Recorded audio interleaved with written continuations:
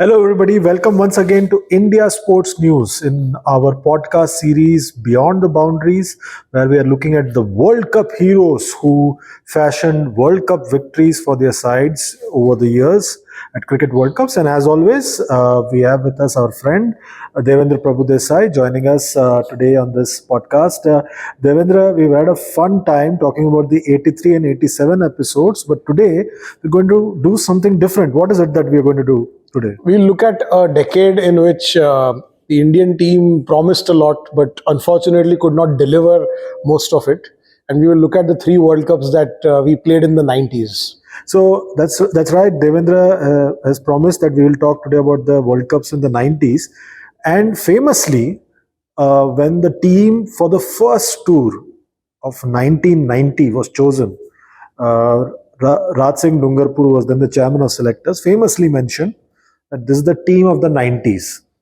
And we all hope that a lot of things will happen because we were hoping that a new superstar in Sachin Tendulkar would herald a fresh era for Indian cricket, because by 89, end of 89, we were wiping out all the mess of the 80s, late 80s, Self-created mess. self-created mess. And then at the start of 1990, team of the 90s, how do you look back at that particular phase from 1990 to 1992, leading into the 92 World Cup? I think it was a phase of rebuilding, as Raj Singh Dungarpur, Rajbhai had said. The plan was to create the team of the 90s. Also, the relationship between the players and the BCCI, which had been really, really bad in the late 80s, that was also improving gradually. Someone who, according to the board, was not the forceful, authoritative type like Mohammad Azharuddin was made the captain. And a few young players had been given breaks. Sachin was already part of the Indian team. Someone like Vinod Kambli was waiting in the wings. He made his debut for India in one-day internationals to begin with in 1991. We had Javagal Srinath coming into the side. Then Anil Kumble as well. So some new players were emerging. Also, that was a phase where the BCCI was still not the BCCI of today. And there was this period where we played mostly abroad. And in a way, that did not really work to the advantage of many people, because playing at home probably would have made people more confident. But we were playing a lot of our cricket abroad. So yeah, it was a very funny phase. Seems unthinkable today that you would play only one test or two test matches in an entire season, and you will not play at home at all. But that is how it was back at that time. In between December 1988 and December 1992, you're right, India played just one test match at home. Yes. It's unthinkable today when you're looking back that superstar in the making, a teenage prodigy, Sachin Tendulkar, we saw him over those 4 years when he was wowing the crowds all over the world in just one test match and about 5, 6 one-dayers in those 4 years. Absolutely. The prime years when he was becoming the Tendulkar from a teenage sensation into a prodigy, we saw very little of him in flesh in India. Yes. There was a little bit of bad luck as well, because a 5-test series against England in 88-89 was cancelled because of the apartheid issue.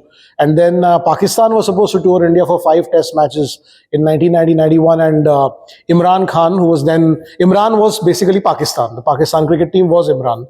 So Imran decided that the political atmosphere in India is not conducive to cricket, and they decided to cancel that tour. It seems quite ironic that Pakistan is thinking that the political climate in some other country is volatile, but that is how it was in those days. That's how they felt.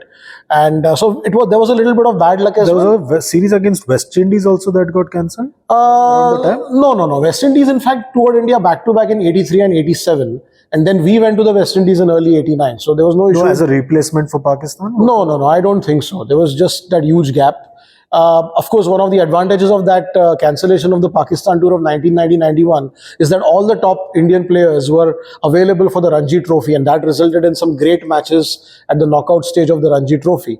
But yeah, coming back to the 90s, the early 90s, it was a phase of transition in Indian cricket. And we went into the 1992 World Cup at the back of a pretty forgetful Test Series and World Series Cup in Australia. And it was bizarre that the Indian team was in Australia from November 1991 till end of February 1992. So close to 4 months. You can't imagine that happening today because they would be like, let's get the tour over and done with. But 4 months, the Indian team was in Australia at that time in between 91 and 92. And that tour was crazily organized. And the team left for Australia on the night of the last one-day international against a returning South Africa. Yes, yes. And it was like a crazy time. Absolutely crazy. So Pakistan, after cancelling the test tour, were scheduled to play a one-day series in India, and that again got cancelled because of political issues. And the South African team was invited to come over to play 3 one-day matches. The South Africans had just been readmitted into the ICC after being isolated for 20 years. Apartheid had been dismantled. Nelson Mandela was out of jail. So, South Africa was on its way to becoming a democracy. And they were granted admission for the 1992 World Cup as well. But the South Africans felt that even before the 1992 World Cup, we want to make our comeback in establishment official cricket by playing India, who have supported us in this phase where we are trying to become a democracy. So they came to India for a hastily arranged 3-match series. We saw some great players in the making for the first time, like Alan Donald. And there was hardly any time for the Indian team to prepare for the tour of Australia because they played 3 one-day games on flat Indian wickets against the South Africans, and then flew to Australia to be confronted with bouncy wickets where the ball was doing something. And by the time the Indian team realized or came to terms with Australia, they were already, I think, 3 down in the series, 3-0 down in the series. But credit to the Indians, they almost made it 2-2. Yes, there was a little bit of bad luck. Some umpiring calls went against us. Otherwise, Australia's eventual 4-0 margin in that 5-match test series would have probably been 3-2, I feel. Absolutely, and they competed well. India put together a decent pace attack. Kapil Dev found his mojo again. Prabhakar was there. Srinath was there. Just before the 92 World Cup, the World Series Cup, like I mentioned, there was a triangular series. India, Australia, West Indies. India reached the final, besting West Indies. Shrikant did well in that competition. Tendulkar did well in that competition. Shastri was doing well as vice captain in the test matches. But in the one-dayers, he was not that swift in his run making. But he got injured after the third test match in Sydney. He got injured during the course of the test match. Knee injury. How much do you think that impacted India leading into the World Cup? I think Ravi Shastri had been in great form as an opening batsman. He scored a double century in the third test just before he was injured. And I think that knee injury led to a lot of instability at the top of the order to begin with, because both Shrikant and Navjot Singh Sidhu were totally out of sorts in the test matches. And Ravi Shastri also was an all-rounder, so he was also there available as a left-arm spinner. So that definitely affected us. Although Shastri made a comeback, he was picked in the World Cup squad. But we started off with a major disadvantage. As you said, we had spent 4 months away from home. And if memory serves me right, the last test of the Australia series was played literally 2 weeks before the start of the World Cup. This seems unthinkable today, but that is how it was. And you're playing a test match just 2 weeks before the start of a World Cup. That is how it was. And so we went into the World Cup with some sort of trepidation. The only advantage, if you may call it an advantage, was that we had played a lot in Australia for 4 months. So we were used to the Australian conditions. Absolutely. And there's some issues with Shastri's injury as well. I'm laboring on the Shastri injury point because वो वापस आए यहाँ पे मुंबई में Wankhede stadium में. उनका fitness test सबके सामने हुआ. Narendra तमाने was then the chairman of selectors. Anand Joshi was the doctor who was looking at him. क्या उन्होंने जल्दबाजी की वापस वर्ल्ड कप खेलने के लिए? मुझे लगता है जल्दबाजी हुई वर्ल्ड कप खेलने के लिए. Maybe he could have just taken this hard call. I mean, Ravi Shastri is someone who we know is a very practical individual. Had he decided to skip that World Cup, as it turned out, he barely did anything of note in that World Cup. So had he skipped that World Cup, who knows, we might have had him for 3 or more years. And interesting बात यह है कि उस fitness test के वक्त उन्होंने यहाँ पे एक प्रेस कॉन्फ्रेंस में बात की मीडिया से और कहा कि मैं चाहता हूं कि मैं 1999 तक का वर्ल्ड कप खेलूं. और bizarrely he lasted only 8 more months in international cricket. Yes, yes. And he played domestic cricket for one more season. But as fate would have it, he played his last cricket for India at the age of 30 when he was thinking of playing for India for the next 5 to 7 Yes, years. yes. I think that was a huge loss for Indian cricket, not only in terms of a player, but also as a potential captain, I feel. Absolutely. और रवि शास्त्री फिर जल्दबाजी में वापस गए. दूसरी तरफ पाकिस्तान जो eventual champion थे 92 के वर्ल्ड कप में, they reached a month before the tournament, and Imran being Imran organized the tour in his own way, playing a series of matches, training, and they were doing their own training and they were planning their own way. So that was happening in a different way. Australia was supposed to be this organized one-day unit. Since '87, since they won the World Cup, they had become a tough one-day unit, winning a one-day series in Australia and in West Indies in 1991, Yeah. which no one had done till then. And England, people were not so sure. Botham was coming back. New Zealand, people were not so sure. South Africa, nobody was sure. Sri Lanka, nobody was sure. Yet again, Zimbabwe qualified for this World Cup. So going into this World Cup, was it fair to say that Australia was the favorite? Absolutely, defending champions and playing at home, and as you mentioned, they had mastered this formula for one-day cricket, or so we thought, because cricket has this habit of making fools out of everybody. So we thought that Australia have the advantage. There were others who also felt that probably India, because we have spent a lot of time in Australia, also have a chance. England had their supporters because England played a lot of one-day cricket, more one-day cricket than any other country. But yes, Australia were the clear-cut favorites on the eve of that tournament. But in that first match, something strange happened in the World Cup, 92 World Cup. The first time the tournament was going to be played in colored clothing. The World Cup, before that, it was all white. All whites. 50 overs still, but black side screens, colored clothing, night cricket, especially the matches because it was happening in Australia and New Zealand. And the matches in Australia, some matches were also under lights in Sydney, Melbourne. So that was there. So the first match, something strange happened. Martin Crowe's New Zealand surprised everybody. Martin Crowe with the bat and then with his captaincy. I think it was one of the most radical things ever seen on a cricket field. Like, there were certain things that you felt were set in stone. That, okay, when it comes to bowling, the fast bowlers take the new ball and the spinners come in when the ball is a little older. The only country probably which bucked this trend was India back in the 60s and 70s, where spinners sometimes opened the bowling. But for the first time, I think in a one-day international, we saw that a spinner was actually bowling the second over of the game. And this was Deepak Patel, a cricketer of Indian origin who was playing for New Zealand. And people were just stunned to see a spinner open the bowling in a one-day game. And it was incredible thinking, I think, on the part of the New Zealand Brains Trust, led by Martin Crowe, that the Australians are so programmed, and they have this feeling that our formula is the best, that by the time they come to terms with this innovation, the Deepak Patel will be done with his first spell. And that is exactly what happened. There were fielding restrictions in place. First 15 overs, only 2 fielders were allowed outside the 30-yard circle in those days. And had teams been a little more assertive, innovative, they could have probably attacked Deepak Patel in the first 15 overs, because obviously a spinner and only 2 fielders outside the circle. But I think Australia's formula was so, was considered to be a kind of a holy grail by every other team, that they just could not bring themselves to challenge that. And interesting that you mentioned the 15 over rule, because let's talk about some innovations that were tried in this World Cup by teams. Then we'll come to India's performance. To challenge those 15 over restrictions, England used Ian Botham at the top of the order successfully. New Zealand used Mark Greatbatch. Yes. And India used Kapil Dev. In a couple of games only. Couple of games. But once Kapil failed in the match against Zimbabwe, they again gave it up. I just feel they should have been a little more innovative.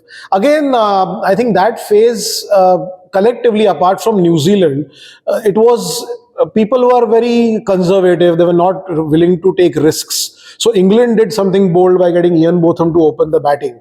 But otherwise, had Sachin Tendulkar, for example, started opening the batting in that World Cup, he eventually did that 2 years later. But had he done that in the World Cup, things might well have been different. But it people were conservative at that time, not wanting to experiment much. Today we have separate teams for ODIs and Test matches. Those days, there were no ODI specialists. It was a test player. So people were not really willing to think out of the box in those days. And interesting that you mentioned that, because Mark Greatbatch, he also did quite well at the top of the order. That was an innovation that Martin Crowe tried, in the sense that he gave him a license Yes, to yes. go after the bowling in the first 15 overs. Mark Greatbatch, Rod Latham, pretty useful opening pair. Yes, absolutely. Mark Greatbatch coming down the wicket to the fast bowlers and basically hitting them all over the place and affecting their line and length. That was quite good. But I think eventually the Pakistanis managed to get the better of him. Yeah, Akib absolutely. Javed. Absolutely. And Rod Latham, we mentioned, his son doesn't look quite like him in shape or size. But Yes, his son, yes, Tom, might well be leading New Zealand at. Those were different days. People could went easy on their fitness. You had a lot of characters in cricket in those days. People who you thought were very healthy, a little extra healthy. But ultimately, in those days, the philosophy was that as long as the batsmen are scoring runs and the bowlers are taking wickets, nothing else should matter. Yeah, and spoke about the batting. We spoke about the innovation of starting with an off spinner and just irritating the opposing team. The other aspect of this tournament was South Africa's fielding, and especially the phenomenon of Jonty Rhodes, which exploded in front of all of us on television for the first time. We had never seen anything like this. Absolutely. I mean, I remember watching those matches and just being totally captivated by this guy from South Africa called Jonty Rhodes. He was all over the place, throwing himself at the ball, and it was just amazing. We had never seen anything like this before. I mean, we had people like Kapil Dev, Mohammad Azharuddin, before them Eknath Solkar, who were good fielders, but Jonty Rhodes at cover point was something else. And in many ways, he set the bar for a new generation of fielders to emerge. And in later years, you had people like Herschel Gibbs, then Ricky Ponting from India, Yuvraj and Kef, who basically tried their best to imitate Jonty Rhodes and his preparations and his fitness. Especially that run out of Inzamam. Absolutely. Is a picture that is displayed before every Cricket World Cup. Yes. And it's never forgotten by anybody. Now, we spoke about the opening batsman. I missed one name, Brian Lara. Even he was promoted by West Indies to go berserk in the first. Yeah, again, that ought to have been a kind of a signal for the Indian management that, that, okay, the West Indies have promoted the best batsman in their lineup at the top of the order so that he gets maximum overs to face. I think we should have probably learnt a lesson or two. But then I think people were homesick, having spent 4 months away from home. And as I said, one-day cricket was not taken very seriously. 83 had happened, one-day cricket was big, but it was still not taken as seriously as it should have. Absolutely. And the other interesting thing of the tournament, and this is something that all of us Indians were affected by in 1992. Most of the audience may well be what they say Gen Alpha right now, or whatever it is called. They may not remember, but in the 1992 World Cup, the other interesting thing was the rain rule. We didn't have Duckworth Lewis turn at that time. We had a rule that was basically drafted by Richie Benaud. Yes. One of the few things Richie Benaud got wrong in his illustrious career as first a cricketer and then a media personality. It was a bizarre rule where the lowest scoring overs of a team's innings worked against it if there was a rain interruption when the other team was chasing down a total. I mean, if your bowlers have been good enough to bowl maidens or just concede 1 run or 2 runs, then that should actually work in your team's favor. But here it was working against you. So, for example, in the league match against Australia, India versus Australia at Brisbane, I think when Australia batted first, scored 236, 237, I think India needed 238 to win. And shortly after the start of the Indian innings, there was a rain interruption. And it rained for about 20 minutes or so. Then play resumed. And the umpires decided to deduct 3 overs from India's innings. And when they were deducting 3 overs, they took into account the 3 least scoring overs of Australia's innings. So what happened is, I think Kapil Dev had bowled a couple of maiden overs, and there was another over in which only 1 run had been conceded. So those 3 overs were taken out of the equation. The result being that India's target, the runs that India had to get to win the match, came down from 238 to 237, but India lost 3 overs. So suddenly, from having to chase 237 in 50 overs, India needed to chase 236 from 47 overs. That didn't make any sense at all. So yes, I think Richie Benoit for once was a little off the mark.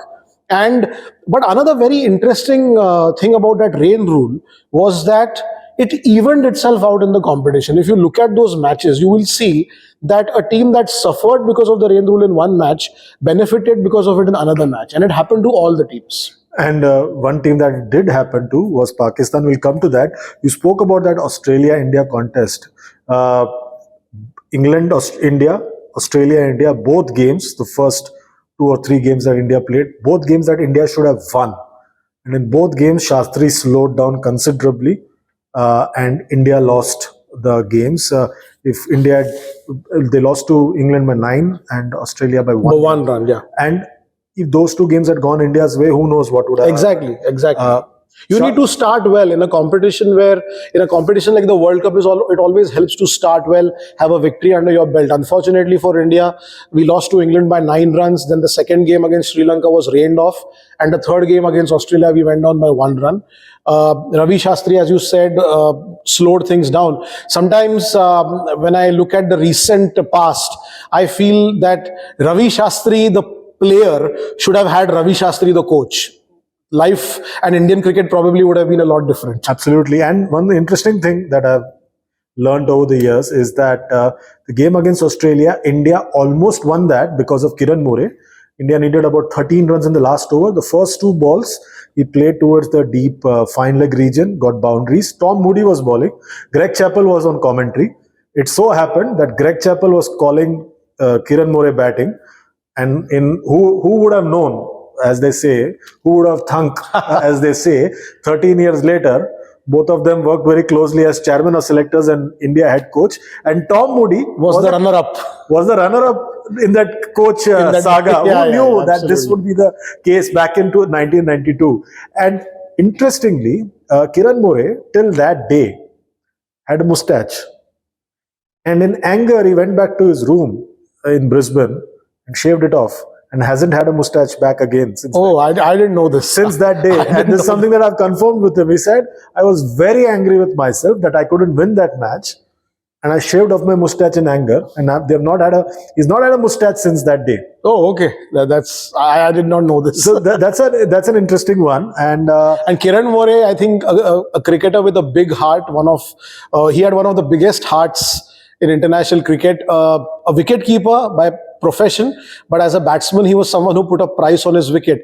And Sanjay Manjrekar, in his autobiography, has even written that whenever India played quality bowling attacks like Pakistan and the West Indies in that era, Kiran More would invariably be promoted up the batting order, because certain players who had been picked to bat would suddenly develop injuries or stomach aches.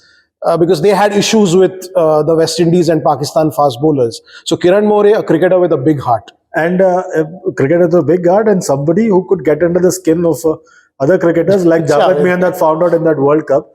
And it's an image from that World Cup that will never be forgotten. The way Javed Miandad got riled up or irritated by, which is again an achievement, because Javed Miandad was someone who enjoyed making fun and ridiculing his opponents. So it was fantastic to see him getting a taste of his own medicine and not being able to take it. Absolutely. And this came in the match against Pakistan, which was the first match between the two sides in a World Cup, because till then their paths had never crossed. Until then, I suppose the ICC had not realized that this is the potential, because the World Cups used to be organized by the organizers, by the local organizing team, not by the ICC. And even 92 was not organized by the ICC. But interestingly, that match, World Cup, they were supposed to be the superior side with the superior bowling attack. But India did quite well, beating them, the first win of the tournament. Yes, we batted very well. Sachin and Kapil had a fantastic batting partnership. Ajay Jadeja, who had replaced Ravi Shastri in the 11 did very well. He scored 46.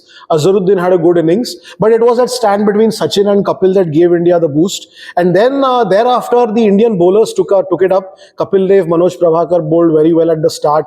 Prabhakar came back for another spell and got rid of the dangerous Salim Malik. And then there was a total collapse. I think we kept tightening the screws. Azharuddin led very well that in that game, and before anybody realized it, Pakistan had collapsed. And when Javed Miandad was bowled by Javagal Srinath, it was all over. Moin Khan did try his best, but then it was always going to be an uphill task. And interestingly, that match, Sachin was the man of the match for his all-round performance.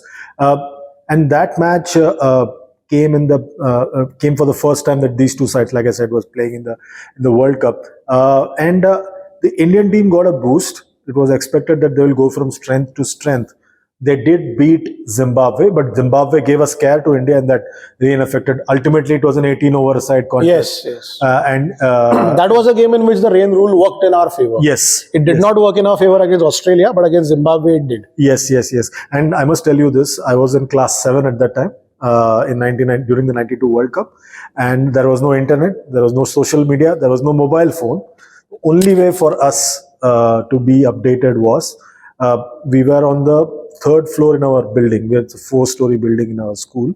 At the same level, opposite side, there was a guy who was watching the match. So on his window pane, he would write down the score.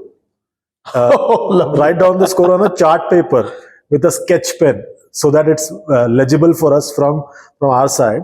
And we would just do sign language to the guy at the opposite end and say the score. And then he would first make signs, and then we wouldn't get it. Then he came up with this genius idea that on the window pane, we used to have those glasses on the windows then. Yeah. And he would put the chart paper with the score on it and place it over there. And that day when India beat Zimbabwe, he actually put up a big chart paper. I still remember, India won. And so, because we were in school at that time. So, and I'll never forget that, because it's a memory that's stuck in my head. And that's how I remember the 1992 World Cup. Him providing us updates. So that was our Twitter. Of course. That was the Twitter before the Twitter. Of course. Just for everybody's knowledge. And then rushing home, if it's a day-night game, rushing home to watch the India-Pakistan game. We rushed home from school because India was still batting. And I remember when Pakistan started batting, Sohail and Javed Miandad batting slowly, I was in a maths tuition class. Oh God. And imagine we're solving sums, but my mind is what's happening with Amir Sohail and Javed Miandad. It was a strange time. Very strange. Yeah. And while all this was happening, I want to draw your attention to a few rumors that did the rounds. You must be aware of them. Of course. 92 World Cup. What was a bizarre rumor that you heard? So after we lost to New Zealand in the league match, there was a rumor that there were springs attached to Mark Greatbatch's bat. And he was going to be banned. And he was going to be banned, and so India was going to be declared the winners of that game. All kinds of bizarre rumors. And they would say that BBC mein suna tha. BBC mein suna tha. So BBC at that time was the sacrosanct thing, the ultimate when it came to news. So yeah, all those rumors were doing the rounds because I guess Indians just could not come to terms with the fact that we were on our way to being out of that World Cup, despite beating Pakistan. The victory over Pakistan was a huge high, but then after beating Zimbabwe, we traveled to New Zealand to play our second leg of league matches, and we just collapsed. New Zealand beat us. West Indies beat us. So before we realized it, we were on our way out. And Pakistan, on the other hand, they lost to West Indies in the first match. They lost to India. They beat Sri Lanka. They beat Zimbabwe. Against England, they had a stroke of luck. Yes. Despite only scoring 74, bowled out for 74. Rain came to save them. And So not instead because of- of rule, Yeah, it's just the rain. Exactly. So instead of England getting full points by scoring just 74 needed to win, it rained and both the teams ended up sharing a point, which was a great stroke of luck for Pakistan. But then I guess that's the way life is. There are certain things that work in your favor. I think when it was required, the Pakistanis, raised their game. I think some motivational pep talks by Imran Khan obviously would have helped. But when it came to the crunch games against Australia, then followed by the last league game against New Zealand. I think they raised their game. They bowled New Zealand out for 160 odd, and New Zealand at that stage had, I think, won all their league matches. So they suffered their first defeat of the league stage against Pakistan. So and it was on the basis of that victory that Pakistan found itself in a position where it could qualify for the semi-finals. Other results still had to go in their favor, and I think it was only when Australia beat West Indies in their last league game that Pakistan were able to go through. And interestingly, Waqar Younis got injured before the tournament, right before the tournament, and was ruled out. Who Same- knows? and Saeed Anwar. So Imran initially felt that his team had no chance because he saw his two match winners, people who he thought were potential match winners, Saeed Anwar with the bat and Waqar Younis with the ball. Both were out of action. But then Imran being Imran, he just somehow found a way out. And amazingly, Javed Mianda had initially not been selected. The team had already gone to Australia, and then political pressure was put, and Javed got into the squad at That's typical Pakistan. at the last minute, and he won them the World Cup. Of course, he And was there. Pakistan's bowling attack, interesting choices: Mushtaq Ahmed, Aqib Javed, Wasim Akram. Fantastic bowling attack, plus Imran with his experience, shoulder willing. And New Zealand got into the semi-final. India was knocked out. Australia, the original favorite, was knocked out. England got into the semi-final. South Africa got into the semi-final. Pakistan and New Zealand. Sri Lanka, in their own way, did bits but they were a team divided. It was a divided house. Arvinda De Silva as the captain, Arjuna not being happy about being sacked as the captain. Again, issues over there. But Zimbabwe beat England in that tournament. 87 they ran New Zealand close. 83 they beat Australia. They beat England in this particular tournament. Those four semi-finalists, were they the fair choices in your view? I think so. Just that even back then, I think everybody felt that England had probably peaked too early. Same with New Zealand. But still, we felt that England, because of the fact that they were the most experienced in one-day cricket, they were professional, they would still make it. Everyone thought, I think, that England would end up winning the tournament, or there would be an England-New Zealand final, and then it was anybody's game. South Africa had impressed one and all, but we just felt that they would not probably be able to take the pressure of a World Cup semi-final or final. And I think subsequent events, what happened in later years, in a way proved us right. But I think everybody felt at the end of the knockout of the league stage that England and New Zealand would play in the finals. And it's interesting that you say this, because England South Africa semi-final, rain rule came to bite South Africa. It was 22 runs required of 13 balls for South Africa to win. It ended up being 22 runs of one ball. But I think that was again a classic case of poetic justice, because everyone talks about, every 4 years when the World Cup is around the corner, I think South African fans tend to whine about what happened that day, the rain rule deprived us. But the fact of the matter is that they had formed a very bad habit during that World Cup of bowling their overs slowly. So in that particular semi-final, South Africa bowled only 45 of the 50 overs within the stipulated time, which meant that they were basically denying the batting side those 5 overs where the team can attack, the batting team can attack. And those days there was no fine, there was a fine, but there were no penalties for teams that did not finish the 50 overs within the limit. South Africa were okay with paying those hefty fines, financial sums. So I think that was poetic justice, because England, if memory serves me right, scored, I think, 245 or so in those 45 overs. Had they got the remaining 5 overs, which they deserved to, they would have ended up with 270, 280. And then this entire 22 and 13 ball situation may not have arisen. So I think South Africa, in a way, deserved that, what happened to them. And the other end, New Zealand against Pakistan. New Zealand had a fantastic run in the tournament. Innovative captain, innovative tactics, Deepak Patel and the string of medium-paced bowlers, Willie Watson, Rod Latham, Chris Harris, Gavin Larson. The list goes on. Just one Danny Morrison to bowl pace, and Deepak Patel. In that semi-final, they batted well again, and but for them, unfortunately, their captain got injured. And he had his sum worked out, and he had to give charge to his deputy John Wright to captain in that semi-final. Martin Crowe later on, before he passed away, had told me that he had prepared a full plan and handed it to John Wright, but he did something else totally. How much did that impact, do you think? That would have, because Martin Crowe had led brilliantly throughout the tournament, so he knew his team's pulse. And I think he had to choose. He was told that, look, if you come off the field, you have put up a big score, Pakistan may not score the runs, so you're as good as qualified for the final. So why don't you give your hamstring a rest so that you're fit for the final in Melbourne? And I think that he thought he was thinking too far ahead, and that probably cost him his team, because obviously when you have somebody else in charge, that person is not really thinking like you, so there is a disadvantage. And then Pakistan had this phenomenal player in Inzamam ul Haq, who had absolutely nothing to lose. He was a doubtful starter for that match. Imran said, no, I don't even care if you die on the field, you're playing. So I think Inzamam just went out, okay, I'm here and I'm going to give it a go. And the shots he played, oh, it was just amazing. And I still remember Inzamam got out, but then Javed Miandad was still there. And then with about 9 runs needed of 8 balls, Moin Khan came in and hit a 6. So suddenly that equation came to change to 3 from 7, which meant that Pakistan were winning. And even on television, I mean, we were sitting in Mumbai, but you could see the shell-shocked expressions on the faces of the spectators in Auckland, New Zealand. They just could not believe what had happened. And the very next over, it was all over. Pakistan won that game.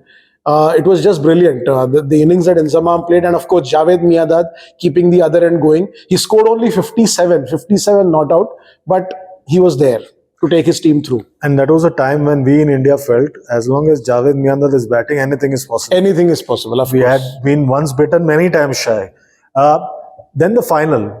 Were you one of them who was wondering what was going on between Imran and Javed Miandad when they were batting in the final against England? Yes, it appeared that they were going a little too slow, because if I remember, the 100 of the innings came up only in the 32nd or 33rd over, which was taking things a little too far. But then again, like Martin Crowe, I think Imran knew exactly what he was doing. And he knew that he has players like Inzamam and Wasim Akram to come who will go for it. And that is exactly what happened. I think, unlike Martin Crowe in the semi-final, Imran executed his plans to perfection in the final. So they accelerated when they had to. They still finished with only 249, but then you had firepower in the form of Wasim Akram, Aqib Javed, and Mushtaq Ahmed. And who will forget Wasim Akram's magic with the ball? It was fantastic spell that, especially when he came back. When he came back, 35th over, came back, destroyed England when it seemed like Alan Lamb, who had bizarrely missed a lot of games in the tournament because of an injury, and he replaced Robin Smith. So I think that was the quota in the lineup, if you understand yes, of course. If you understand what I mean. And Alan Lamb, who was a premier one-day batsman of the 80s, was missing most of the tournament because of an injury. And he batted well with Neil Fairbrother. And Wasim Akram came in, and then he bowled those 2 magic deliveries. Alan Lamb and then Chris Lewis, absolutely brilliant. And then after that, it was always going to be difficult. And one did feel that, as I said, England probably peaked too early. And years later, Ian Botham also wrote that, we were spending a lot of our free time also practicing when we should have recharged our batteries, taken up some time off between matches. I think we were overdoing the training bit. That probably should not have happened. But then it is very easy to say all these things after the defeat. The very fact that England had come all the way to the final means that they were doing something right.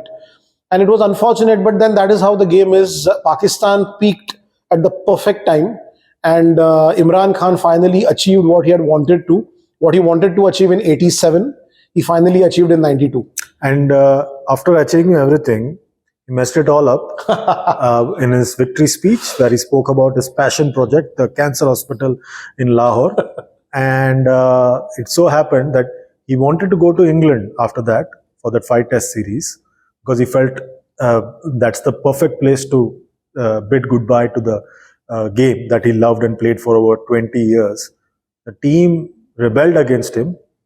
And for the first time, at the final stage of his career, Imran faced mutiny from his team, which was unheard of. Yes, absolutely. And he was not picked for that England tour in 92. Javed was picked. But 7 months later, there was a mutiny against Javed. And a year later, there was another mutiny against. See, if you look at the history of Pakistan cricket, every 3 to 5 years there has been a mutiny against the captain. So it happened to Javed Miandad multiple times. It happened to Imran only once. Once Imran was out of the way, Javed came back as captain. Then it was business as usual. Every 2-3 years there was a mutiny. It is only in the last few years I feel that there has been some sort of stability in Pakistan cricket when it comes to the top, the captaincy. Absolutely. So Babar Azam is now the chosen one. Before him there was Misbah. So there was some sort of continuity. Misbah, Sarfraz and Yes, Babar, yes. they have sort of maintained stability. I think in the last 13 years, they've had stability in terms of Exactly, captaincy yeah. in that sense. So that's a good thing for Pakistan. But we're leading on from this topic about captaincy and everything for Pakistan because 92, Javed became captain after Imran. 93, there was a rebellion and Wasim became captain. 94, there was rebellion against Wasim and Salim Malik became captain. 95, Moin Khan became captain. And Ramiz also. Ramiz also became captain. And And 96, Wasim Akram was back for the World Cup. back for the World Cup. And that's where we are heading to the 1996 World So Cup. one captain every year. Yes. So this is a nice segue into the 1996 World Cup. The Indian, Pakistani, and this time Sri Lanka was added to the bouquet. They fought hard. Arif Abbasi in Pakistan, you had Bindra and Dalmia from India and Sri Lanka as well. They got together, bid for it, and won the 1996 right to hold the absolutely. World Cup. And this was another interesting one because this tournament was the first time the tournament was going to be played in India. Colored clothing, the same things would be in place. But for the first time, there was a big television deal that was struck between PILCOM, as it was called, Pakistan India Lanka Committee, and World Tel. Tell us something about that. So World Tel was something that happened at the 11th hour. PILCOM, which was a joint Pakistan India Lanka committee, they had been in talks with different television networks. But the television networks, they were not really assuring them the guarantee money that had to be paid to the ICC. And then Mark Mascarenhas, this entrepreneur who was based in the US, had covered a few football tournaments in Europe, small football tournaments. He came out of the blue. He came up with an offer that PILCOM could not refuse. And I think PILCOM decided to take a chance. Mark Mascarenhas threw everything that he had into the ring, and the result was historic because the television rights movement was revolutionized, and I think Indian cricket in particular never looked back after that.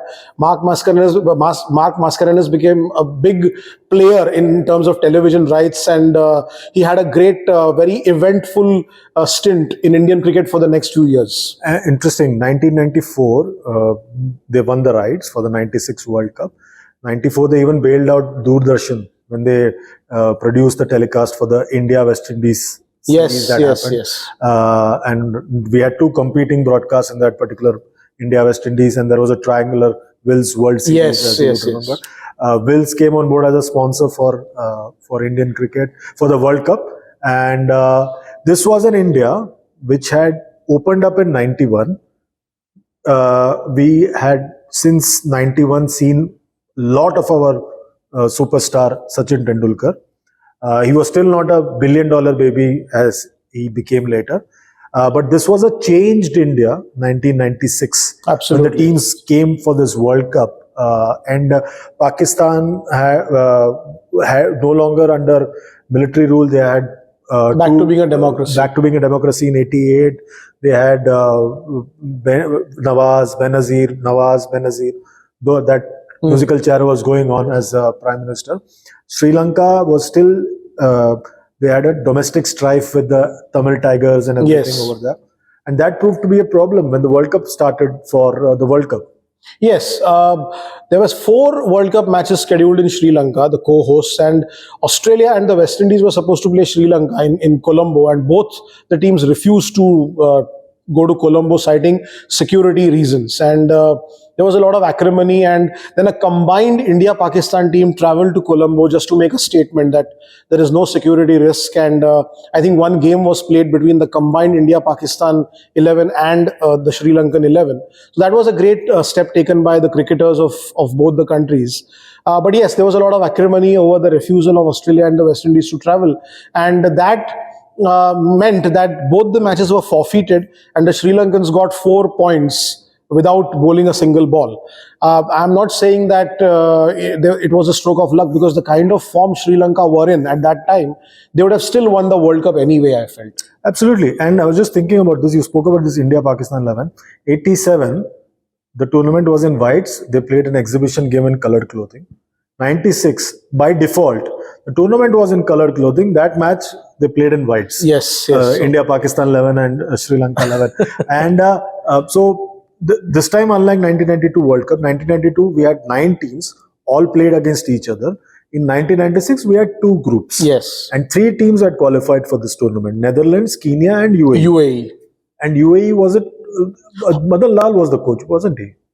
UAE, I don't remember who was the coach of UAE, but they had done very well at the Asian level. Yeah. So they were there because they had been very consistent in the Asian Cricket Council tournaments. So we had this tournament starting. I will never forget the opening ceremony and the mess that it was. Oh God, it was a disaster at Kolkata. I think there was a storm that blew away the screen. A screen had been erected at the Eden Gardens for projection, and that it was all rendered ineffective by a storm, and several material did not reach the Eden Gardens on time because of traffic issues. It was a colossal disaster, and as it turned out, what happened at the Eden Gardens in terms of cricket also turned out to be a disaster, because the semi-final between India and Sri Lanka was played there, and they said that because the ground was being used for the opening ceremony, they could not really work on creating a proper wicket. And we all remember what happened in the semi-final, where the ball was turning at acute right obtuse angles, and India just collapsed against Sri Lanka. And you spoke about that. I'm also remembering Saeed Jafri, the late actor. He was the MC of the opening ceremony. He also messed up a few lines. Yes, yes. Again, that all the taking people things for granted, I guess, not very well executed at all. And we are in the midst of the World Cup. 2 groups: India, Sri Lanka, Australia, West Indies, Zimbabwe, and Kenya. No, not Kenya. Yeah, Kenya in India's group. Yes. The other group had Pakistan, England, New Zealand, South Africa, West West Indies. Indies, Netherlands, and UAE as the other group. And the Indian team by now, 96, was considered to be a favorite, but not really a strong favorite, because we realized that we had Azhar, Sachin, 2 very good bowlers in Srinath, because Kapil Dev had retired, Shastri had retired. and Yeah, so it was Kumble. Kumble and Shah Srinath were the key bowlers in the lineup. Now, I just want to know, in your view, Tendulkar by then had established himself as the one-day opener.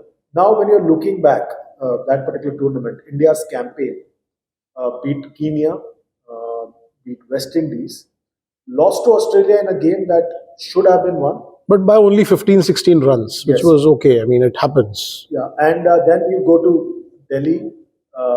You had to play Sri Lanka.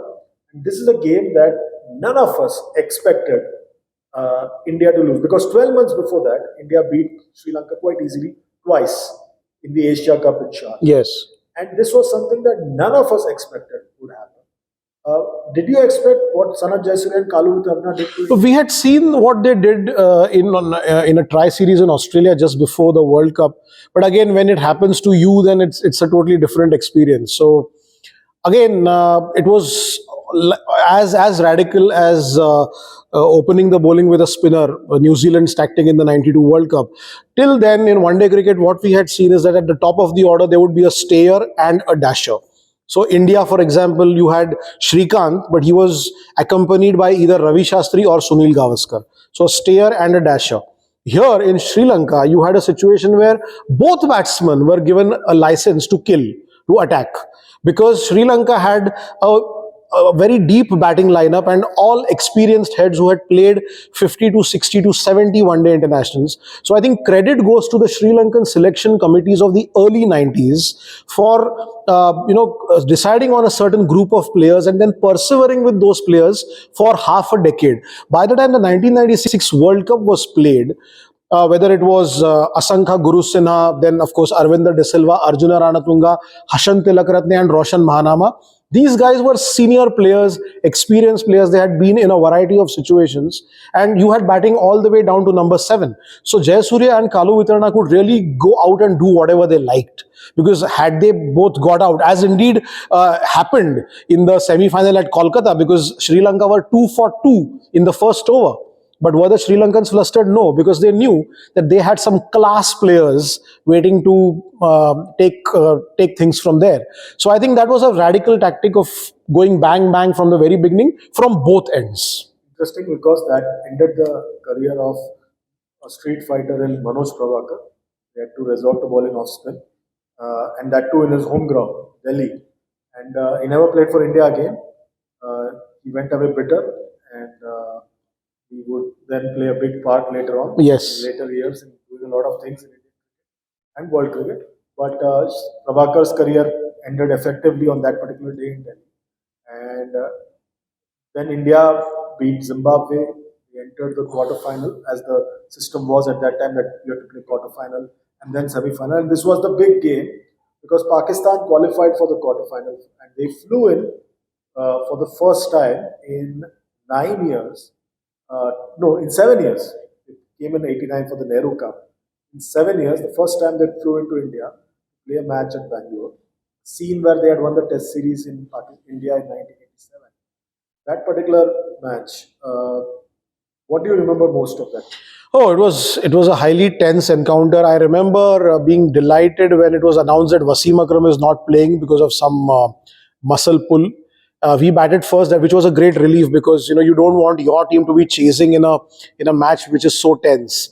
So India batted first. We were doing very well for the first 45 overs, but still we felt that it's not good enough. Pakistan have a lot of firepower to get the runs. And then Ajay Jadeja went for broke in the final overs, launched this assault on Waqar Yunus, hit Waqar Yunus for 40 runs in 2 overs. Anil Kumble and Javagal Srinath also chipped in, but it was primarily Ajay Jadeja who led that assault. And suddenly we finished with 287, which was in 1996 it was a huge score. It was as good as 450 today, I would presume. And we were very happy at the halfway stage. But then everybody, including the capacity crowd at the Chinnaswamy Stadium in Bangalore, was silenced because Amir Sohail and Saeed Anwar were batting like men possessed. There was pin drop silence, I remember, for the first 10 overs or so. They were just hammering Srinath, Prasad. Anil Kumble was brought in a lot earlier than expected. He also went for runs. And then, of course, Saeed Anwar fell. But then came the big moment where Amir Sohail and Venkatesh Prasad had that famous face-off. And it ended in victory for the Indian with Prasad bowling Sohail and giving him a send-off. And thereafter, I think the Indians just tightened the screws. And India celebrated like never before. Yeah. Sidhu, as always, batted very well but didn't field. And Azharuddin never fails to mention that in later years. And India expected that it was only a matter of days we'll be world champions once again. That was not to be because they traveled to Kolkata. And you mentioned about that pitch.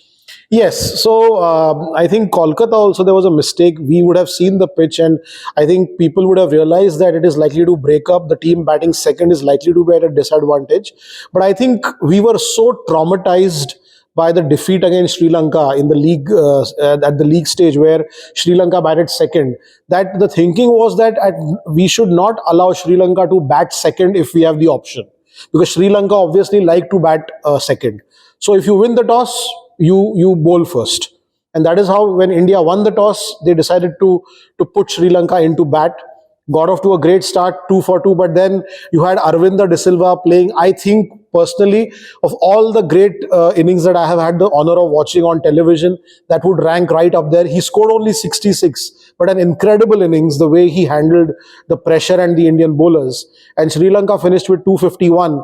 India began well till Sachin was in. We felt that we had a chance because he was making batting look very easy. But once he was stumped and he was no longer there, suddenly it appeared that the demons in the wicket had woken up and the ball started doing all kinds of things. I remember a couple of deliveries bowled by Sanath Jayasuriya, who's not even a regular bowler. He was a change bowler.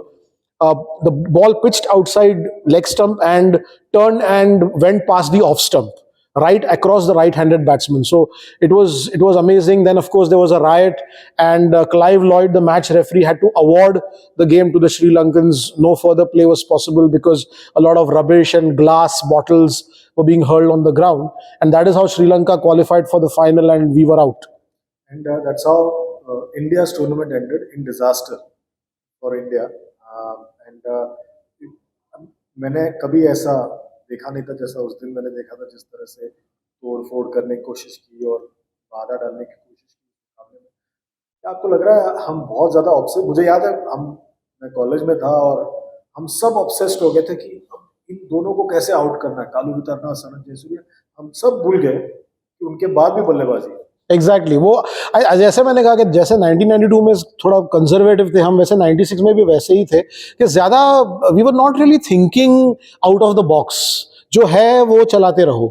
तो we were so obsessed with Jayasuriya and Kaluwitharana कि हमने ये नहीं सोचा कि उसके बाद जो महारथी है उनको कैसे हैंडल करें। दोनों सेमीफाइनल में गए, मोहाली में दूसरा सेमीफाइनल हुआ ऑस्ट्रेलिया वेस्ट इंडीज, वो भी dramatic circumstance. Dramatic, I mean can you imagine एक सिचुएशन की एक टीम है जिसे 60 बॉल्स में, आखिरी 10 ओवर में 43 रन चाहिए जीतने को, and they have 8 wickets in hand. Can a team possibly lose in such a situation? But yes, the West Indies somehow managed to lose. They bowled Australia out for 207, just 208 to win, and Chandar Paul was batting very well.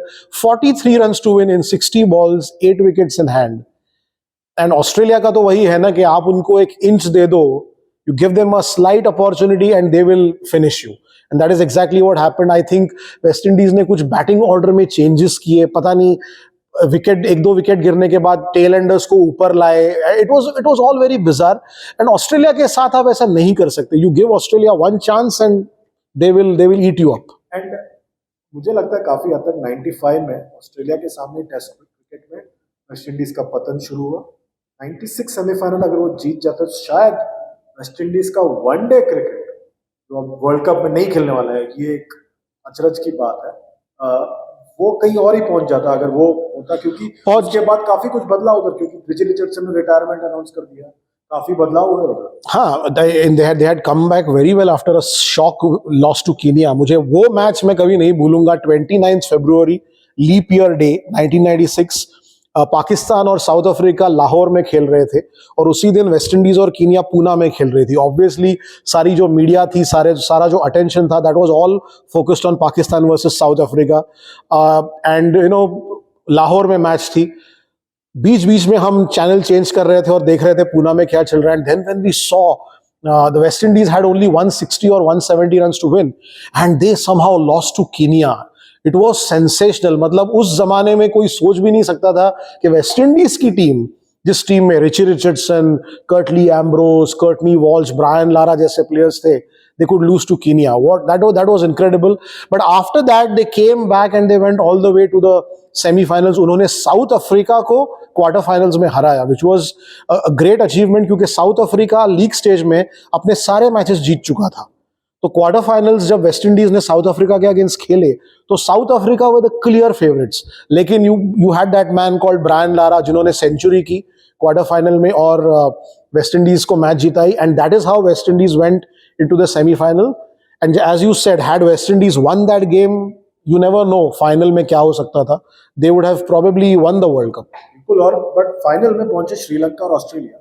ये दोनों टीमें tournament में पहले मिलने वाली थी, पर Australia ने मना कर दिया जाने से। एक खुन्नस का मैच था वो। खुन्नस का मैच था ये, और ऑस्ट्रेलिया ने पहले बल्लेबाजी की और श्रीलंका के स्पिनर्स ने जबरदस्त गेंदबाजी की, और चेस करते समय फिर एक बार अरविंदर डिसिल्वा चमके।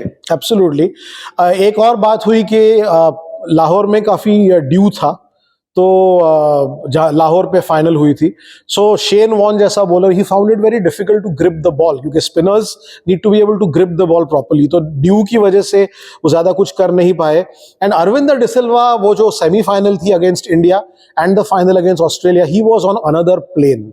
वो कुछ हर एक क्रिकेटर की करियर में एक ऐसा वक्त आता है where he can do no wrong, तो वो अरविंदर डिसिल्वा का दौर था। बहुत ही बेहतरीन बैटिंग की उन्होंने, और सही वक्त पे अर्जुना रणतुंगा आए, और मेरे ख्याल से बहुत ही अप्रोप्रिएट था कि जब विनिंग रन्स बनाए गए, जब श्रीलंका ने वर्ल्ड कप जीता, तो उनके जो दो सीनियर प्लेयर्स थे, Arjuna Ranatunga or Arvind De Silva, they were in the middle when the victory was achieved. बिल्कुल। और विक्ट्री के बाद जो ट्रॉफी देना था, तब मुझे लग रहा था कि शायद अर्जुना को जगह ही नहीं मिलेगी क्योंकि इतने सारे लोग थे वहां पर। So जब that Benazir is Bhutto trophy दे रहे that is the speciality of India and Pakistan. Everybody decides to come onto the ground और कोई कुछ नहीं कर सकता. बिल्कुल कोई कुछ नहीं कर सकता क्योंकि प्राइम मिनिस्टर खुद वहाँ पे मौजूद थी। और श्रीलंका में सेलिब्रेशन आज तक चल रहा है। 25 साल के ऊपर हो चुका है, 27 साल हो चुके हैं, वो आज तक जश्न मना रहे हैं उस जीत का, और मुबारक हो उनको इस जीत के लिए। और भारत के लिए एक दिल टूटा भारत के फैंस का। हमारे कप्तान साहब जो थे मोहम्मद अजहरुद्दीन, 1992 में थोड़े से शुड आई से हेल्दियर साइड पे थे। 1996 तक वो वापस फिट हो गए थे। बीच में उनका एक मुस्टैच होता था जो उन्होंने निकाल दिया 96 में। Yes, yes, yes. उनको भी लगता है कि वो अगर मुस्टैच 96 वर्ल्ड कप में होता तो शायद उनका लक बेहतर होता उस टूर्नामेंट। तो फिर क्यों निकाली क्यों फिर? इसीलिए जब वो अगला वर्ल्ड कप हुआ 99 में, हाँ वो वापस मुस्टैच ग्रो किया। आपने मुस्टैच के साथ वो टूर्नामेंट खेला, हाँ। आपको अगर याद है। Yes, I remember. तो ये मूंछ की कहानी जो है बहुत जबरदस्त है इंडियन क्रिकेट के लिए। किरण मोरे ने अपने मुस्टैच निकाल दिया, मोहम्मद अजहरुद्दीन ने एक्सपेरिमेंट किया मुस्टैच के साथ, लक चला उनका, पर वर्ल्ड कप से ठीक पहले निकलवा दिया 96 में। पर 99 में जब वो गए, और आप देखें कि 96 वर्ल्ड कप हारने के बाद इंग्लैंड दौरे पर गए, श्रीलंका, शारजा, सिंगापुर, सब जगह हार का सामना किया। फिर उनको कप्तानी चली गई, तेंदुलकर बने, फिर वापस अजहरुद्दीन को 98 जनवरी में कप्तान बनाया गया।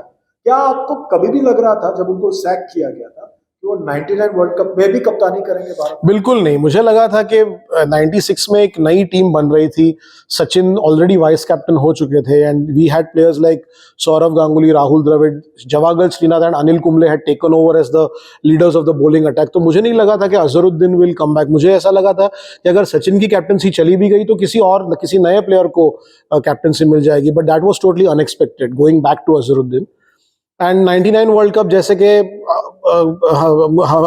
आपको भी याद होगा कि बहुत स्पेकुलेशन था कि पहली बार 1983 के बाद इंग्लैंड में वर्ल्ड कप खेला जा रहा था, तो वो एक रोमांस था कि 1983 में हमने इंग्लैंड में जाके वर्ल्ड कप जीता, तो 99 में भी वैसे ही होगा। And in fact before we flew to England for that world cup, एक एग्जीबिशन मैच भी खेली गई 99 की टीम और 83 की टीम के बीच में वानखेड़े पे, which was quite, I thought, silly, क्योंकि how can you expect cricketers जो अपने 40s और 50s में है to play against the current lot. लेकिन मेरे ख्याल से रनअप्स थोड़ी सी शॉर्टन की थी जवागल श्रीनाथ, वेंकटेश प्रसाद ने, and in the opposing team you had Srikkanth and Kapil Dev and the others playing. तो बहुत it was all everything was in good spirit. But ऐसे लग रहा था कि अगर आप दिल से सोचे तो yes, we wanted India to win because we thought that again our guys have a lot of experience of English conditions. Sourav Ganguly और राहुल द्रविड़ इंग्लैंड में ही अपना डेब्यू कर चुके थे, बहुत अच्छा खेल चुके थे। Srinath and Prasad had done very well in England, and we had players like Debashish Mohanty who could move the ball around. Sachin Tendulkar तो थे ही, लेकिन अगर आप दिमाग से सोचे तो लगता था कि नहीं, बहुत ज्यादा वनडे क्रिकेट हमने खेला है, the team probably mentally and physically is not really up to it, ऐसे एक फीलिंग थी। लेकिन वो 1983 का जो रोमांस वो इतना था कि कोई उसके बारे में बात नहीं कर रहा था। और आपने बात बिल्कुल सही कही। और मोहम्मद अजहरुद्दीन की जहाँ तक बात है, वो तीसरे ऐसे कप्तान बनने वाले थे जो 3 बार वर्ल्ड कप में लीड करने वाले थे। क्लाइव लॉयड ने 75, 79 और 83 में वेस्ट इंडीज को लीड किया था। Imran did the same with Pakistan in 83, 87 and 92. And Azhar went into this tournament as the captain, third time leading India in the World Cup. From the lot that played under him in 92, only Srinath, Jadeja, and Sachin were the ones who still were around, who played all 3 World Cups under him in the 90s. Now this particular tournament, Anshuman Gaikwad was the coach. India tried something different with Bobby Simpson as a consultant coach, hoping to get his touch. Yes, क्योंकि Bobby Simpson had done very well as coach of the Australian team from 86 to 96, तो उनको BCCI को शायद लगा कि अगर Bobby Simpson को बुलाया जाए as an expert, he will give some good tips. तो I think Simpson ने बहुत अच्छा काम किया। एक बहुत ये बढ़िया चीज उन्होंने की, वो ये कि उन्होंने राहुल द्रविड़ को स्लिप फील्डर बनाया, और वो आगे जाके हमने उसका नतीजा देखा। Rahul went on to take more than 200 catches in Test cricket. So Simpson did a lot of good things, but again वो क्या होता है ना कि वो भी एक पुरानी शायद एक कमजोरी है इंडियन क्रिकेट की कि काफी सारे लोग वो बुलाते हैं और फिर प्लेयर्स को भी थोड़ा कंफ्यूजन होता है कि अभी अब हम किससे बात करें. हमने एक सीनियर क्रिकेटर से बात की लेकिन ये दूसरा भी है, तो अगर हमने एक से बात की तो दूसरे से भी बात करनी पड़ेगी. तो शायद थोड़ा again 1990s was a very conservative decade where people were not really bold. They were not wanting to take confident decisions. You are right absolutely about it. और इस टूर्नामेंट में अमेजिंगली शुरुआत में डिबेट भी था कि क्या तेंदुलकर और गांगुली को ओपन करना चाहिए या नहीं, बिकॉज रमेश भी थे इस टीम के साथ. और कुछ मुकाबलों में जब तेंदुलकर नहीं थे तब तो रमेश और गांगुली ने ओपन किया. फिर कुछ मुकाबलों में तेंदुलकर नंबर 4 पर आए. तो क्या ये भी आपको लगता है कंफ्यूजन था? कंफ्यूजन तो था definitely. There was, I don't think we had a settled batting order. And अगर आप सारे जो ग्रेट लिमिटेड ओवर्स की टीम्स देखें, दे आर सेटल्ड यूनिट्स. तो वो एक प्रॉब्लम था. और मेरे ख्याल से पहली 2 मैचेस हम हारे, साउथ अफ्रीका और जिम्बाब्वे के खिलाफ, and that meant that we had to win the remaining 3 matches in the league to qualify for the super 6. तो वो एक प्रेशर भी था. हम जीते वो 3 मैचेस और हम गए सुपर 6 में. बट समवेयर वो एक फीलिंग तो थी कि we are undercooked, we have not really prepared and planned well for this world cup. फिर एक बार टूर्नामेंट का फॉर्मेट बदला. ये टूर्नामेंट जो है पहली बार आईसीसी डायरेक्टली ऑर्गेनाइज कर रहा है. Yes yes. तो इस टूर्नामेंट का फॉर्मेट बताइए. तो पहली बार ऐसे हुआ कि आईसीसी ने अपना नाम दिया वर्ल्ड कप को. So ICC cricket world cup 1999. पहले कैसे था कि 75, 79, 83 में it was the Prudential world cup, और Prudential were the sponsors and the host board, the England cricket board was managing it. फिर 87 में India Pakistan were the co-host, so it became the Reliance World Cup because Reliance were the title sponsors, and the BCCI and PCB ran it. Same thing happened in Australia in 92, Benson and Hedges World Cup 1992. उसके बाद 1996 में Wills world cup 1996. तो 1999 में ICC ने ये decide किया कि title sponsor नहीं होगा. स्पॉन्सर्स हैं but we will not have a title sponsor. The event will be called the ICC cricket world cup 1999.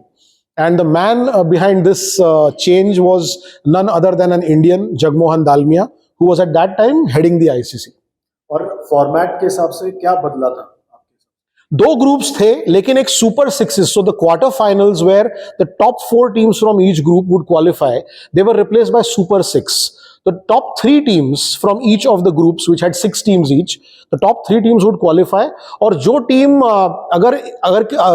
जो टीम एक ग्रुप से सुपर 6 में क्वालिफाई कर रही है, तो उनके वो जो पॉइंट्स वो जीतते थे while winning league matches, they could carry forward those points into the super 6. Only of the teams that had qualified along with them.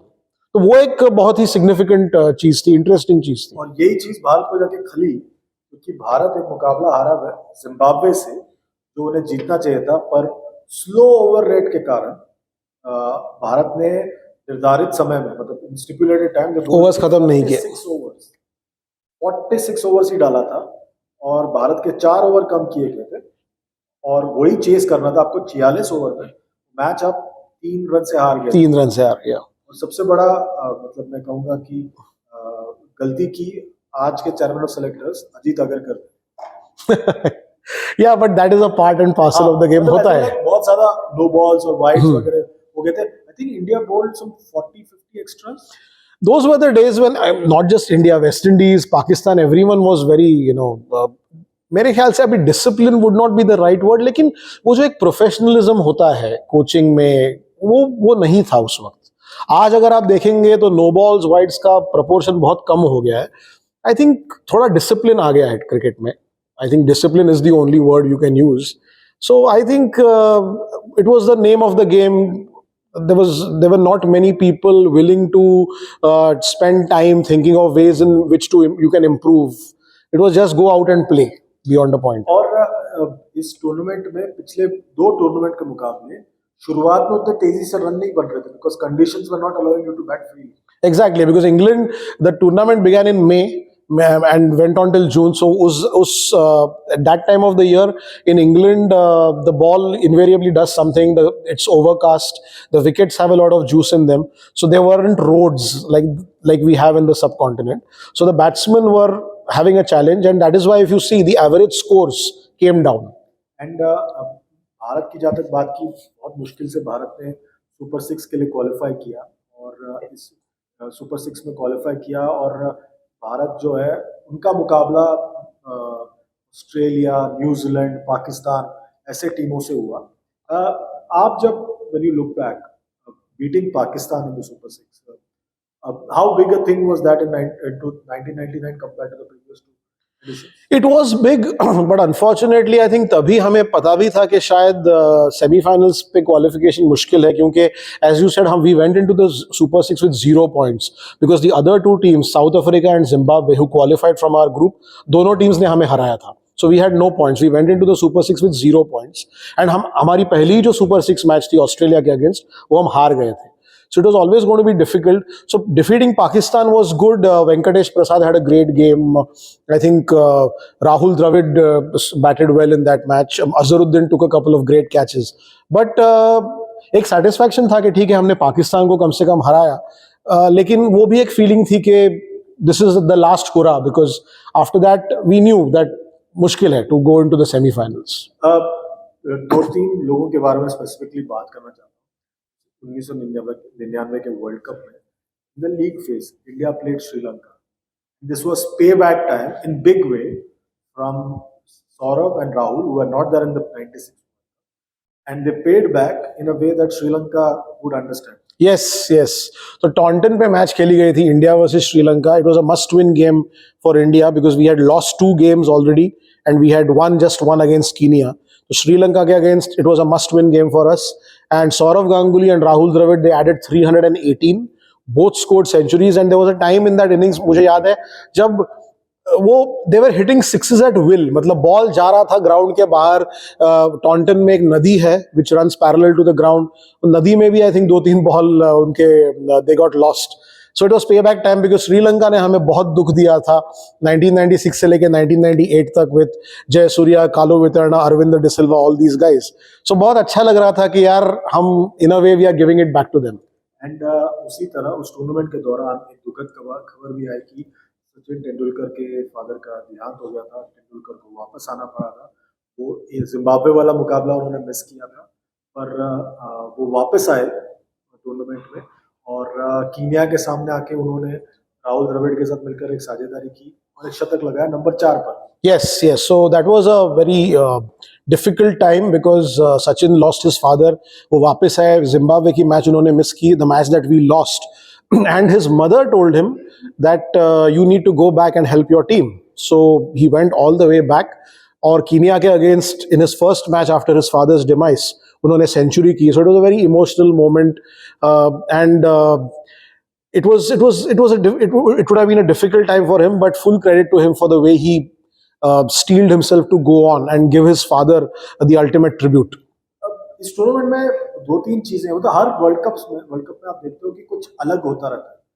इस टूर्नामेंट में आपने देखा कि भले ही वो शुरुआत में तेजी से रन ना बन रहा हो, अंत में आकर बल्लेबाज काफी तेजी से रन बना रहे थे. उसमें काफी किरदार थे. मोइन खान थे पाकिस्तान के लिए, लैंस क्लूजनर जबरदस्त बल्लेबाजी कर रहे थे, माइकल बेवन आके बल्लेबाजी कर रहे थे, रॉजर टूर्स थे न्यूजीलैंड के लिए. तो ऐसे बहुत सारे किरदार थे पर इस सब में सबसे बड़ा किरदार Lance Klusener. Absolutely, absolutely. Lance Klusener coming in at number 8, I think, number 7 or number 8, and he just revolutionized lower order batting.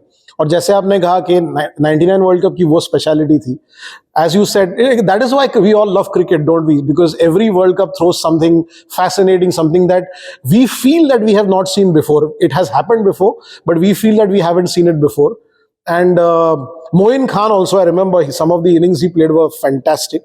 So Lance Klusener, of course, he was on a song, and that semi-final, of course, kaun bhool sakta hai, Australia versus South Africa.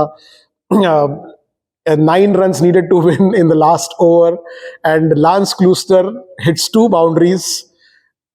The field does not even move, and it's 1 run needed, 4 balls left, and then what happens? It was just unbelievable. One of the greatest one-day matches of all time. बिल्कुल सही कहा आपने. वो semifinal lens Klusener ने जबरदस्त पारी की पूरे टूर्नामेंट में, खासकर जब वो शोएब अख्तर जो अपने पीक पर थे उनके खिलाफ बल्लेबाजी करते, रफ्तार के साथ आ रहे थे.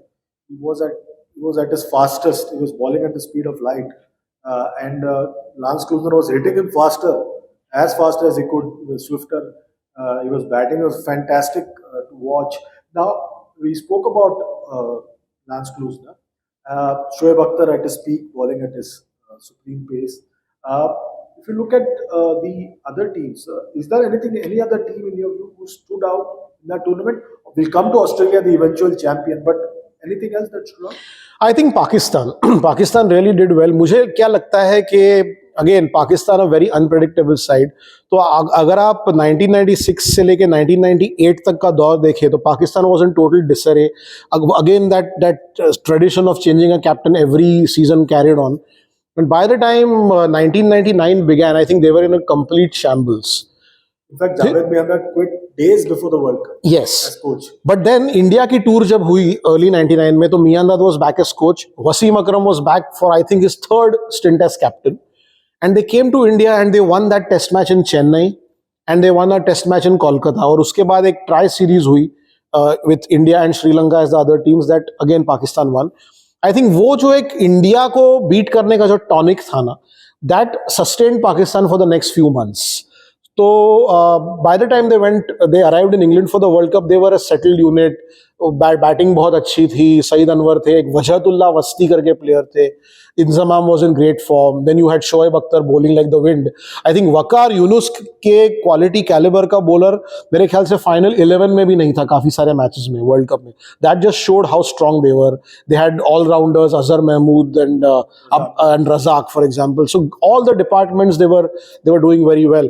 So and Moin Khan, brilliant, absolutely brilliant on both sides of the wickets whenever required. So I think that tour of India helped them. और वहाँ कहा भी जाता है कि अगर कोई अनबन हो रही हो हमारे क्रिकेट में तो आप सिर्फ एक काम कीजिए, इंडिया के खिलाफ एक सीरीज ऑर्गेनाइज कीजिए. देखिए पूरी हम सब एक साथ आते हैं, हम साथ साथ हैं basically. Just make us play India. So I think that tour of India help. Pakistan were very settled और ऐसा लग रहा था that it's going to be very difficult to for any team to beat them. And they beat everybody possible in that league phase. Second round में वो भारत से हार गए और फिर उसके बाद तो उनको रोकना मुश्किल ही था जब वो फाइनल में पहुंच गए. दूसरी तरफ ऑस्ट्रेलिया का लग रहा था कि उनकी पारी पूरी तरह से डूब जाएगी. तब साउथ अफ्रीका को एक बहुत महत्वपूर्ण सुपर 6 मुकाबले में हराया. अब ये बात हमको किसी को नहीं पता कि क्या स्टीव वॉ ने हर्षल गिब्स से कुछ कहा या नहीं कहा. स्टीव वॉ कहते मैंने कुछ नहीं कहा, पर हर्षल गिब्स ने कैच पकड़ा स्टीव वॉ का, सेलिब्रेट करने गए और कैच छूट गया. क्या आपको लग रहा है वो कैच काउंट किया जाना चाहिए था, बिकॉज वो काफी देर तक था? और आई थिंक अगर आप फुटेज देखें तो मेरे ख्याल से नहीं काउंट करना चाहिए था, क्योंकि उन्होंने क्लीनली लिया ही नहीं था. उन्होंने वो he cupped his hands and he tried to scoop the ball up. He did not even throw the ball. उन्होंने बॉल को ऊपर स्कूप करने की कोशिश की. That means he was not in control. तो I think it was the right decision for the umpire to declare not out. Australia को उसके बाद रोकना मुश्किल हो गया था. साउथ अफ्रीका को उस हार के बाद काफी वक्त लगा उभरने के लिए और हमें पता चला सेमीफाइनल में, जैसे आपने कहा, आज तक एलन डोनाल्ड वो सो नहीं पाते उस रनआउट के बाद. I mean, when you play a team like Australia, you have to be prepared कि you should not concede an inch to the opposition. तो ऑस्ट्रेलिया का भी ये हुआ कि अपने पहले ही राउंड में they lost to New Zealand and lost to Pakistan. तो उनका भी सिचुएशन इंडिया की तरह ही था, because we had also lost 2 matches. And then Australia decided that from now on every match is a final. क्योंकि हम एक मैच भी हारे तो हम शायद बाहर हैं. And that is what they did. And in a way they ended up playing 7 or 8 finals. So by the time that semi-final was played against South Africa, they were on top. And क्या होता है कि जो बड़े player होते हैं वो इसलिए बड़े होते हैं क्योंकि the bigger the stage, the better they get. And Australia had the man himself, Shane Warne. He had a very difficult time for the previous few months. उनको प्लेइंग 11 से निकाला भी गया था वेस्ट इंडीज में, जब वो ऑस्ट्रेलिया की टीम वेस्ट इंडीज में थी. So he had something to prove. और सेमीफाइनल्स और फाइनल में शेन वॉर्न ने जो किया हम सबको याद है. 4 विकेटें. That just shows, I mean, Shane Warne, he's a legend, all time great. And if Australia went on to win the World Cup, it was only because of Shane Warne. और final में हमें पता ही है Australia final में qualify कर पाया despite the fact that the semifinal was a tie. only because they had beaten South Africa. South, That as was per the the rules, yes, rules of yes, yes. And in the final, it was supposed to be Australia versus Pakistan. Pakistan, this well-oiled team, fantastic bowling attack, terrific batting lineup. Australia was this fighting unit with a fighter as a captain in Steve Waugh.